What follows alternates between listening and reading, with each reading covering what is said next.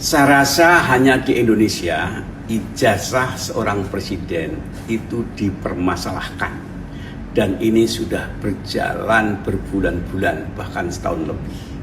Saya sendiri tidak tahu agenda apa, drama apa yang tengah dipertontonkan di balik drama ijazah ini. Pasti di belakang itu ada agenda-agenda yang ada di balik cerita di permukaan. Padahal masalah ijazah itu kan hal yang sepele. Tunjukkan dengan bangga dan sukarela, silahkan diuji di lab sehingga selesai masalahnya. Tapi nyatanya itu tidak atau belum dilakukan. Yang menjadi pertanyaan saya adalah kalau masalah yang mestinya... Download Tribun X sekarang, menghadirkan lokal menjadi Indonesia.